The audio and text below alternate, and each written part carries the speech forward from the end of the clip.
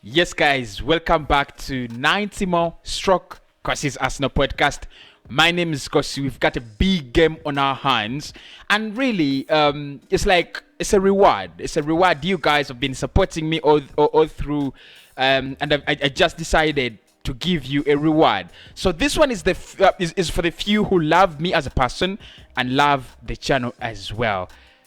Please make sure you do subscribe to the channel and make sure you do get in your opinions. Italy takes on England in the final. England, of course, getting their first final in 55 years.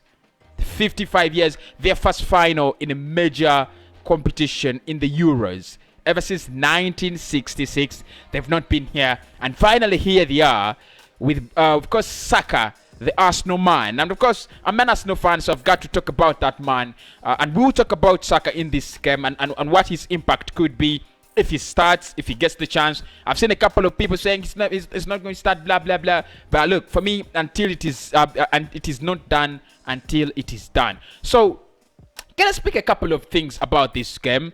I think Italy are the favorites. I think England are tactically well managed, and I think Gareth Southgate, despite the fact that he's been a little bit ugly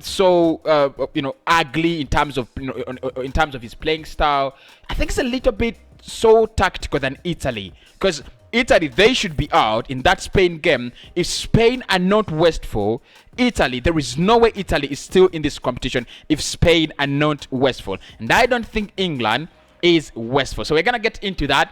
Please do smash a like on the video, but my humble request is, let me know what are your predictions in this one, because for me, at the end of my analysis of the game, I will really go into what I think will go down in the 90 minutes, and finally talk about what I think is going to be the final result in this game. So this is how the two nations lined up in their previous games. Gigi Donnarumma was in goal for Italy. Di Lorenzo, Bonucci, Cellini. Emerson came in for Leandro Spinazzola, who actually picked up an injury. Verratti, Jorginho, and Barella in that midfield three, and then Silo Immobile, Insigne, who really didn't have a big impact in that one, and Federico Chiesa, who actually scored the only goal for Italy, and they went to penalties with Spain.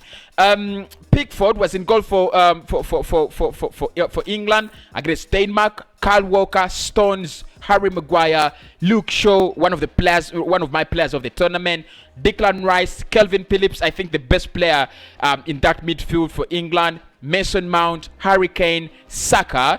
Of course, Saka contributing to the first goal, letting to the equalizer against Denmark, and Raheem Sterling, probably player of the tournament. Like many people have said, player of the tournament. He could be player of the tournament. So this is how the two nations lined up against their opponents in the semi-finals. Obviously, Italy up against Spain, and England up against Denmark in the semi-finals. If you think, if you put into context Italy against Spain, honestly, the whole tournament they've been absolutely so good. Brilliant football, fast football. I think Jorginho is brilliant. So is brilliant. I think Barella has been brilliant throughout the tournament. I think Federico Chiesa, Insigne, they've been so good, and nobody actually expected them to be that good, including me, and everybody now is backing them. They could beat England. I mean, it's coming home. Is wherever is what is trending on Twitter and Instagram and YouTube and everywhere. But if you get a bigger prism and look through that, that word, it's coming home. Behind it is there's so many scared faces of English fans and people who love England, because really they know how good this Italian side have been, and they could have prayed. Maybe we should have played Spain. Maybe Spain would have been better. But here we go. For me, the final, I can't demand for better than this. I really can't demand for more than this. Italy, England, it is the right final. So Italy in that Spain game were really dominated. Like, I mean, I don't know. We were all over them. Spain were all over them, and you really, if you look at their average positions, which I do not have right about now because I'm preparing for my next show on Cossy's Arsenal podcast. But if you look at their average positions, they were so deep to an extent that you couldn't see Barella, you couldn't see Jorginho, you couldn't see the likes of Silo Immobile, you couldn't see the likes of Lorenzo Insigne. They were this deep. They were that deep. And if you look at the goal they scored, it was actually a long ball, from this area, and then you're having Silo Immobile, chasing after it. There is a collision somewhere, and then Federico Chiesa is on that ball, and then he curls it, into the bottom corner, and they get the lead. That 60 minutes in. That is when I believed they were always gonna win it.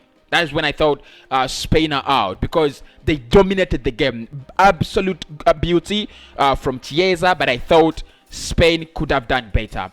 England against Denmark in the semi-final, it wasn't that easy, guys. It wasn't that easy, and the penalty and the circumstances that the penalty under which the penalty was taken, there's so many questions about that. But it is English, it is VAR, and we are used to this bull crap of always VAR is messing up a game somewhere, VAR is doing this and that somewhere.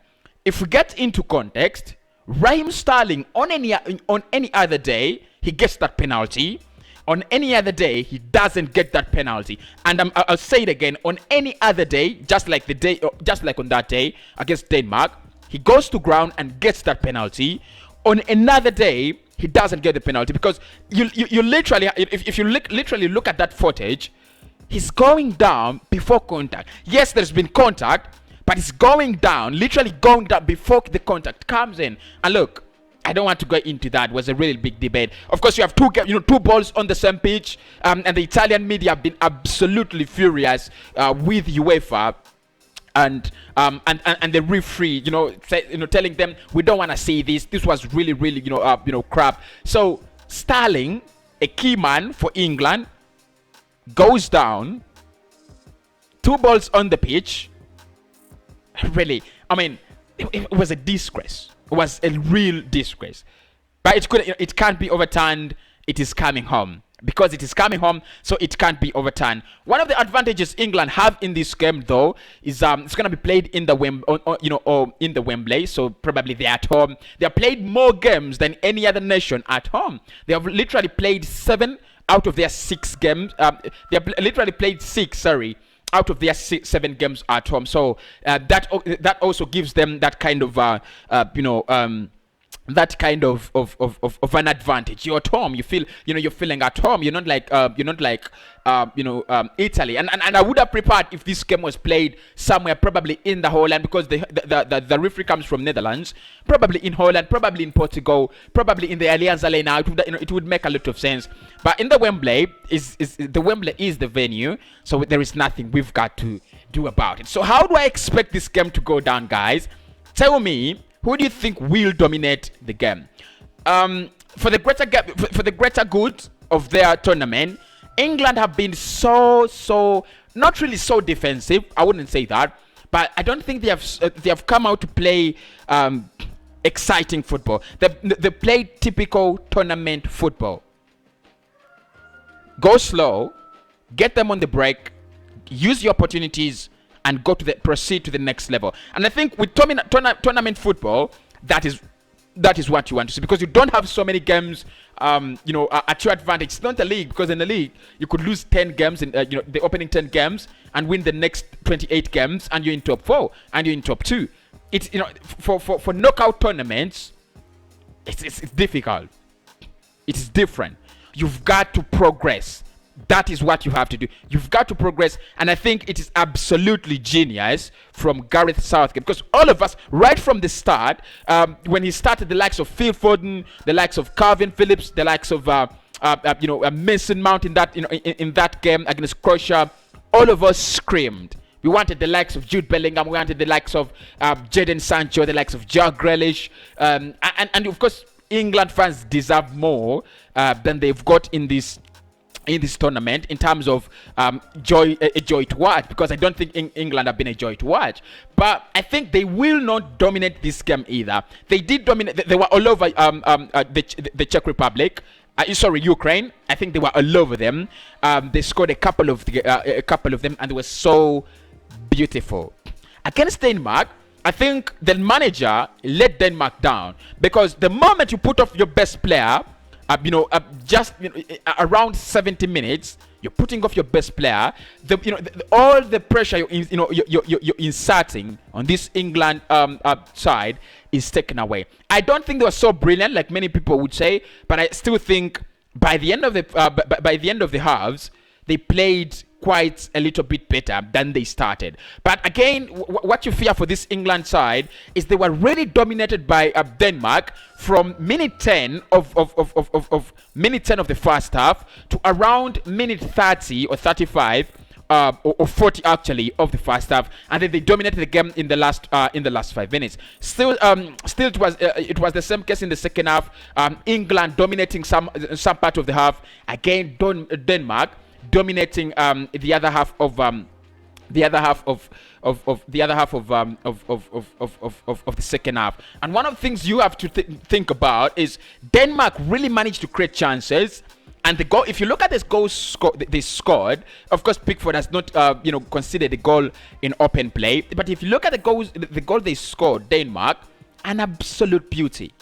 Absolute beauty. And even if it's in open play, I think Chiesa can score that goal if it's not a dead ball situation.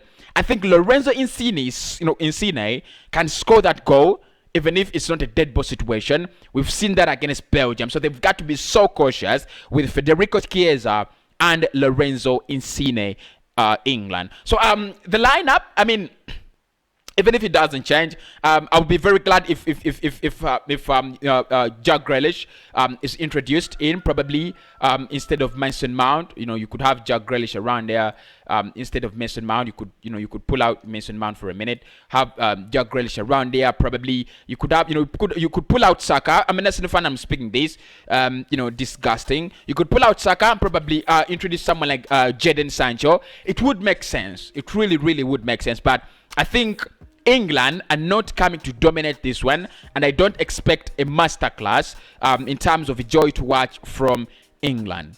On the other side, Italy, I do not expect them to sit back like they did against Spain, because it was absolutely, I mean, if you are if you are an Italian, or if you are supporting Italy in that game, you couldn't take it. You couldn't take it. It was a lot of pressure. You felt like Spain, however wasteful they were, you felt like they were gonna score at any minute, every second. You felt like it was a Spanish goal. You felt like they were gonna score. So I think they have a very decent midfield, and I mean, real battle between Jorginho and Calvin Phillips. I think Phillips doesn't have experience, but he's been so good in the tournament. Jorginho has the experience. He's been absolutely bombastic in this in the Euros. Marco Verratti, I mean, yes, he deserves to start, but I don't think he's been colorful as we know him. Barella, though, has been absolutely a joke, an absolute joke when it comes to his brilliance in this game. So I expect Jorginho and Barella probably to dominate this midfield. Obviously, you have Jorginho, Barella. You have Silo Emebel, and then you have Marco Verratti just ahead of them in that shape.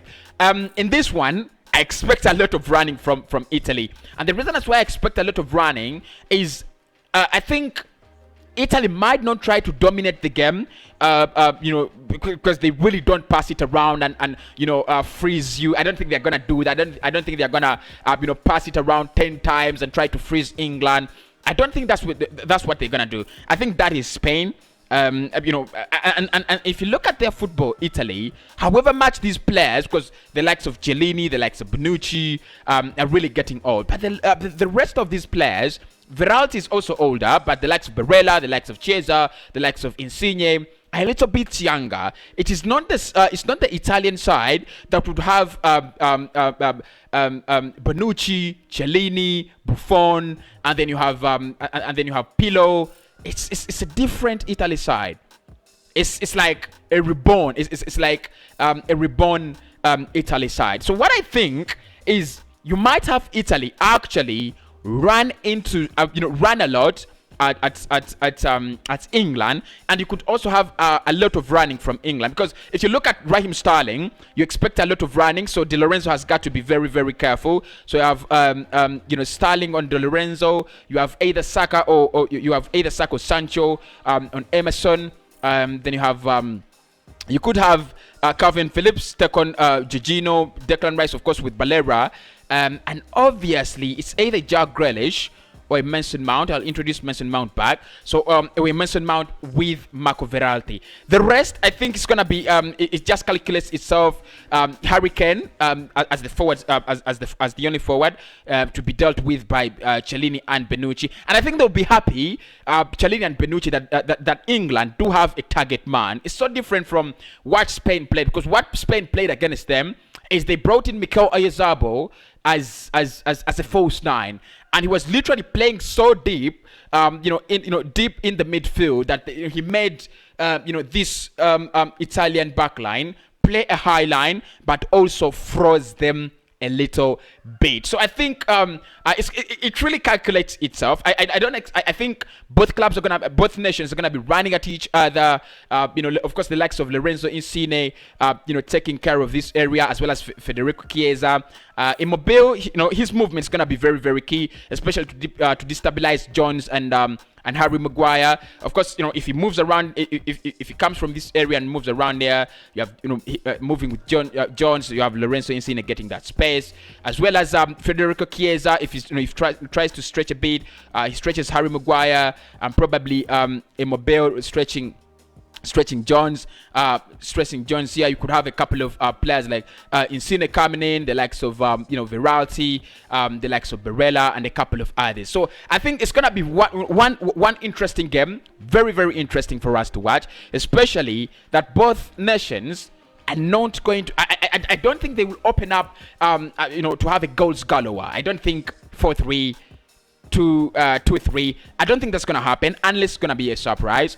I think it could be something like a 2-1 or a 1-1. We go to extra time and probably penalties.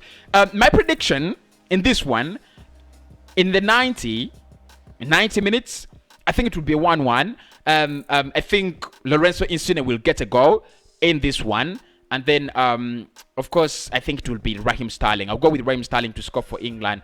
I hope I've not offended anyone by not saying Saka scores, because I'm an Arsenal fan, right? And it feels like I'm obligated to say Saka should score. But look, I think 1-1, 90 minutes. And then we go to penalties. Italy, and this is a statistic of the Euros. No one has played 2 consecutive penalty shootouts and won them. Right? No one has played 2 consecutive penalty shootouts and won them. Switzerland, you remember Switzerland? They had a penalty knockout, and when they came against Spain, they had another. They were knocked out. Spain had a penalty knockout with Switzerland, where they had the second consecutive one against Italy. They were knocked out. So I believe if it goes to penalties, somehow England will make it. It might come home. Actually, my name is Cossy. Thank you so much for watching the video. I really do appreciate. That is my preview and prediction of the Euro final. If everything is okay, probably we could do a watch along. Do smash a like on the video and tell me down in the comments if we should do a watch along for this one, and I'll speak to you very, very soon.